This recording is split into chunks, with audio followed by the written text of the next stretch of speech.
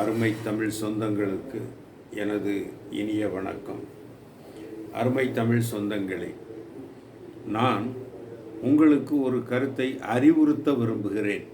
இதை நீங்கள் சற்று ஆழமாக சிந்தித்து பார்த்தால் இதனுடைய தன்மை புரியும், இந்த கருத்தினுடைய உண்மையும் புரியும் உங்களுக்கு. அதாவது, இந்த திமுக எனும் திமுக ஆட்சி, அதாவது திராவிட முன்னேற்றக் கழக கட்சியின் தலைமையிலான இந்த ஆட்சி ஒரு உதாரணத்திற்கு சொல்ல வேண்டுமெனில், நீங்களெல்லாம் கேள்விப்பட்டிருப்பீர்கள், அட்டை. இந்த அட்டையினுடைய குணம் என்ன? அது நம் உடம்பில் ஏறிவிட்டால் ஏறியது தெரியாது நமக்கு.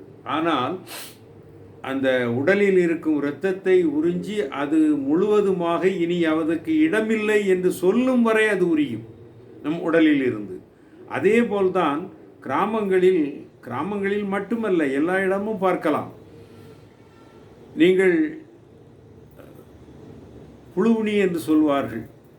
அதேபோல் நாய் உண்ணி, நாய்க்கு வரக்கூடிய ஒரு விதமான ஒரு ஜந்து, அந்த உண்ணி, இவைகளெல்லாம் இதனுடைய குணாதிசயங்கள் என்ன எனில், அப்படியே தன் உடலில் ஏறுவது தெரியாது, அப்படி உறிந்துவிடும், இரத்தத்தை உறிந்துவிடும். அது எவ்வளவு இரத்தம் குடிக்க முடியுமோ அவ்வளவு குடித்த பின் தான் அது கீழே விடும்.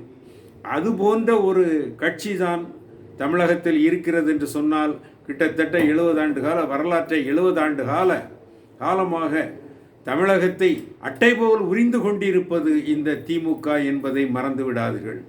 இந்த ராட்சச அட்டையை வேருடன் அழிக்க வேண்டும், எரித்து கொல்லப்பட வேண்டும். அப்போ அந்த அளவிற்கு வேரோடு பிடுங்கி எறியப்பட வேண்டிய ஒரு கட்சி உண்டெனில் அது திமுக மட்டுமே. அதனையும் அதனோடு சேர்ந்த அதனுடைய தம்பி கட்சி என்று சொல்லப்படுகின்ற அதிமுகவையும் இந்த தேர்தலோடு நாம் வேரோடு அழிக்க வேண்டிய கடமை நமக்கு இருக்கிறது. அதனை சிறப்புற செய்து இந்த 2 கட்சிகளையும் 2 அட்டைகளையும் இந்த தமிழகத்தில் இருந்து அழித்தொழிப்போம். நன்றி, வணக்கம்.